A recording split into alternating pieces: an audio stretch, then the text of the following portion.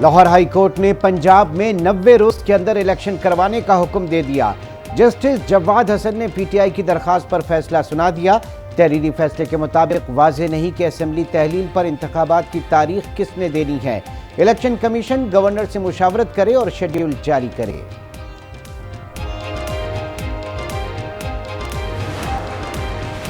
तहरीके इंसाफ का Lahore high court के फैसले का खैर मकदम। आज न्यूज के साथ बातचीत में फवाद चौधरी ने कहा, अदालत के हुक्म पर इलेक्शन कमीशन पीर को इलेक्शन शेड्यूल जारी करने का पाबंद है।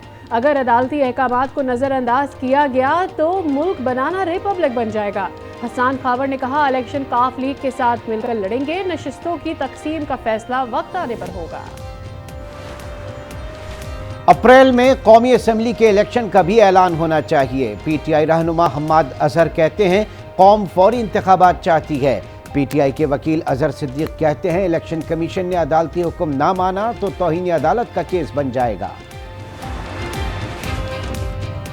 चौधरी परवेज इलाही ने लाहौर हाई कोर्ट का फैसला खुशाइन करार दे दिया। कहा, फैसले से अदलिया के वक़ार में इजाफा हुआ है। इलेक्शन कमीशन को फैसले पर अमल दरामद में देर नहीं करनी चाहिए।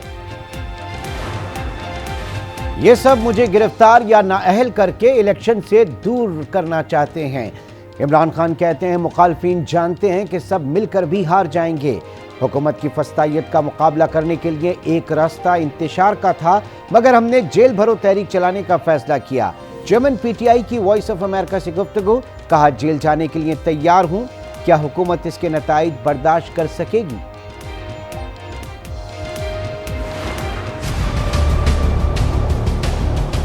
मरियम साहब, आप चीफ ऑर्गेनाइज़र हैं जी, आप देखते हैं कि वो मुल्क की वज़ीर आज़म बन जाएंगी ये व्यक्ति? मुझे तो मुस्तकबिल करीब में नज़र नहीं आती, क्योंकि हालात इस तरह 2025 में इलेक्शन होगा। ये बयानिया बड़ा स्ट्रॉन्ग था, मगर हमने वोट को उस दिन बेइज्जत कर दिया जिस दिन हमने अपना वोट बाजवा को एक्सटेंशन के लिए दे दिया। अब ये नज़रिया नहीं चलेगा वोट को इज्जत। मरियम नवाज को वजीर आजम बनता नहीं देख रहा। कैप्टन सफदर रिटायर्ड का तहलका खेज बयान। कहा, वोट को इज्जत दो का बयानिया अब नहीं चलेगा। हमारे अंदर भी ऐसे हैं जो तंजीम साजियों में फंस गए। लोग पूछते हैं तंजीम साजी का बताएं तो सर शर्म से झुक जाता है। इमरान खान के खिलाफ बयानात पर शर्मिंदगी का इजहार। कहा, इमरान खान पर जाती हमला नहीं करना चाहिए। हर एक की जिंदगी में कमी बेशी होती है।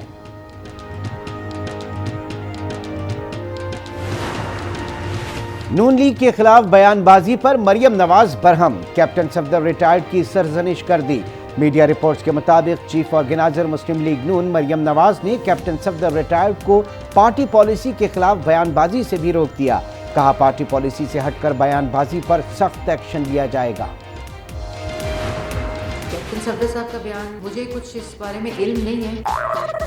मैं सुबह से हम लोग बैक टू बैक मीटिंग्स में, और उसी मीटिंग से मुझे उठाकर मुर्जा बासी साहब लाए। मीटिंग से मुझे इसका कोई कॉन्टेक्स्ट पता नहीं है। इंशाल्लाह मैं देखकर इसका जवाब दूंगी। मरियम औरंगजेब परेशान। कैप्टन सफदर रिटायर्ड के बयान से अनजान। कहा, अभी कुछ पता नहीं, मीटिंग से उठकर आई हूँ। देखना होगा किस तनाजुर में बात की है, जवाब इसके बाद देंगे। आपने पार्लियामेंट से इस्तीफा दिया है, अपनी सीट पे इस्तीफा दिया, उसके ऐलानात किए हैं, उसके बाद उस पार्लियामेंट में क्या करने जा रहे हैं? और आईएमएफ के पास एक दफ़ा आप जाएं तो आईएमएफ के प्रोग्राम को, जिसको उन्होंने सस्पेंड किया था, आपने उसको कंक्लूड करना होता है। ये गवर्नमेंट्स की जिम्मेदारी होती है और इससे आप निकल नहीं सकते।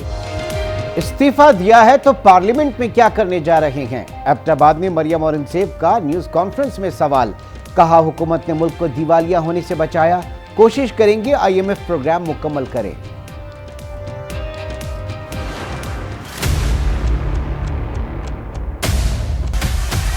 मेरा दिल करता है कि सूबा हज़ारा बने। ये बहुत बड़ी आवाज़ है आवाम की। सूबा हज़ारा के लिए आपको 2/3 मेजॉरिटी की ज़रूरत है, तो 2/3 मेजॉरिटी दो आप पाकिस्तान मुस्लिम लीग नून को। मैं आपके हक के लिए खड़ी होंगी और सूबा हज़ारा में इंशाअल्लाह ताला मिल के बनाएंगे। मरियम नवाज का हज़ारा सूबे से मुतालिक बयान से इत्तेहादियों में फूट पड़ गए। एमल वली खान ने मरियम नवाज के हज़ारा सूबे के बयान को पख्तूनख्वा की तकसीम की कोशिश करार दे दिया। कहते हैं, सियासी पॉइंट स्कोरिंग के लिए ऐसी बातें इत्तेहाद को नुकसान पहुंचा सकते हैं। स्पीकर कौमी असम्बली इस्तीफों से मुताल्लिक अपने फैसले पर कायम। लाहौर हाई कोर्ट का तफसीली फैसला कौमी असम्बली को मौसूल। स्पीकर ऑफिस के मुताबिक अदालत के अहकामात इलेक्शन कमीशन के लिए हैं।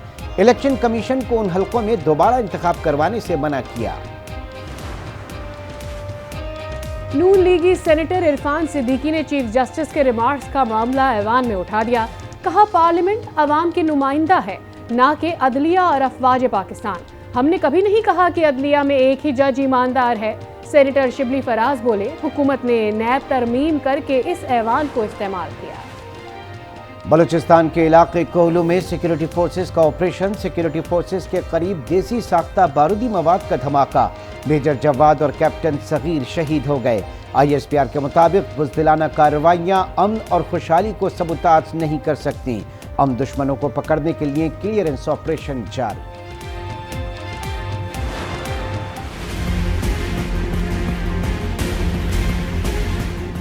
170 अरब के जो फिस्कल मेजर्स हमें टैक्सेस लगाने होंगे, मिनी फाइनेंस ऑर्डिनेंस लाना पड़ेगा या बिल लाना पड़ेगा। Finance bill obviously matter of days, not लंबा। अनटारगेटेड सब्सिडीज है, उसको हम मिनिमाइज करें। महंगाई में पिसे आवाम पर मजीद बोझ डालने का प्लान। इसहाक डार का मिनी बजट लाने का ऐलान। आवाम की जेबों से 170 अरब निकालने का प्लान तैयार। बिजली के टैरिफ में भी इजाफा होगा। तमाम सब्सिडीज खत्म करेंगे। वजीर खजाना कहते हैं, 1 मार्च से डीजल की कीमत में मजीद 10 रुपए पेट्रोलियम लेवी लगाई जा सकती है। IMF से लेटर ऑफ इंटेंट मिल गया है। पीर को वर्चुअल मीटिंग होगी। IMF का प्रोग्राम मुकम्मल करने की कोशिश करेंगे। इसहाक डार ने महंगाई का जिम्मेदार इमरान खान को करार दे दिया। बोले, 5 साल में मुल्क में मुआशी तबाही हुई। इमरान खान की IMF से मुआहदे पर अमल कर रहे हैं।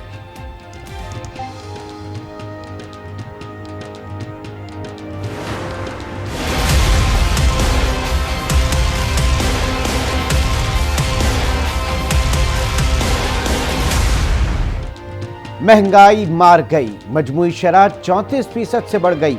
एक हफ्ते में 29 अशिया की कीमतें बढ़ गई। मुर्गी, आलू, केले, घी, चावल, दालें, माचिस, लकड़ी, सब की कीमतें आसमान से बातें करने लगीं। साबुन, खुश्क दूध, नमक और एनर्जी सेवर बल्ब भी महंगे। आवाम के लिए अब जान बचाना भी महंगा। मुख्तलिफ इकसाम की अद्वियात की कीमतों में 200 से 300 गुना इजाफा। मरीज परेशान। मुल्क में जारी महंगाई और अवामी मुश्किलात पर आज न्यूज़ का खुसूसी प्रोग्राम। इक्तिसादी राब्ता कमेटी के इजलास में अवाम दुश्मन फैसले। पैरासीटामोल की अद्वियात की कीमतों में भी इजाफे की समरी मंजूर। 500 मिलीग्राम टैबलेट की कीमत ₹2.67। पैरासीटामोल एक्स्ट्रा की कीमत ₹3.32 मुकर्रर। बिजली के बड़े सार्फिन से 76 अरब रुपए वसूल करने का फैसला। ₹1 फी यूनिट सरचार्ज आयद होगा। इतलाक के इलेक्ट्रिक के सार्फिन पर भी होगा।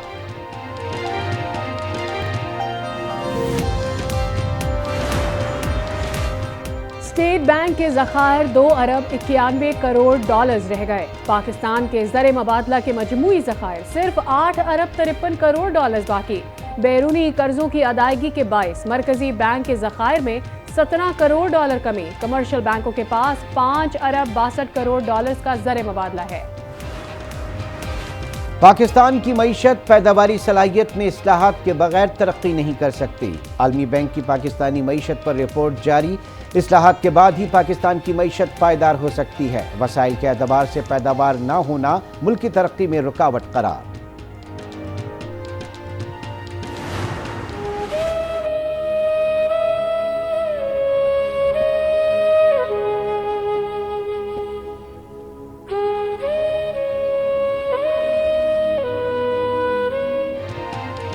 कराची गुलशन इकबाल में घरेलू मुलाजमीन पर मुबैना तशद्दुद। 13 साला लड़का दम तोड़ गया, दूसरा जख्मी।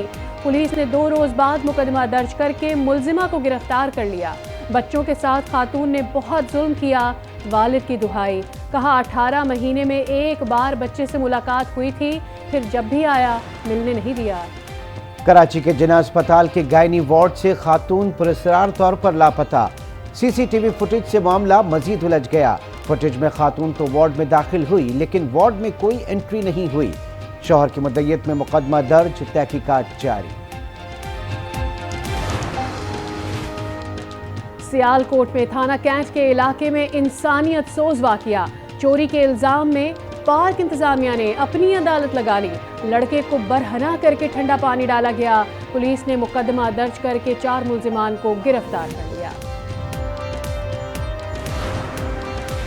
लाहौर में ज्यादती के मुकदमे की मुद्दइया खातून से पुलिस अफसर की मुबैना ज्यादती। इंचार्ज इन्वेस्टिगेशन सकलैन गोंदल के खिलाफ मुकदमा दर्ज कर लिया गया।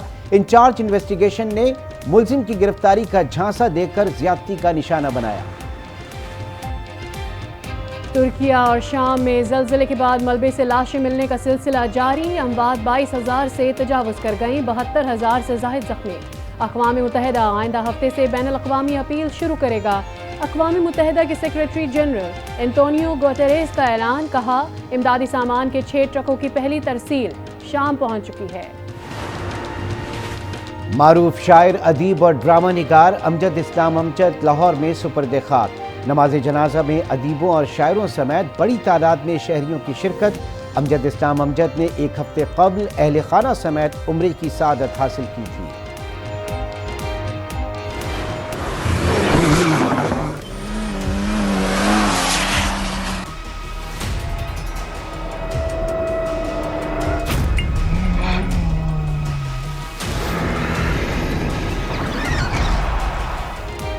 भावलपुर में 18वीं Cholistan desert jeep rally. Prepaid category में पहले मरहले के मुकाबले फैसल शादी ने 225 किलोमीटर का फासला 1 घंटा 52 मिनट और 58 सेकंड्स में तय करके बरतरी हासिल की।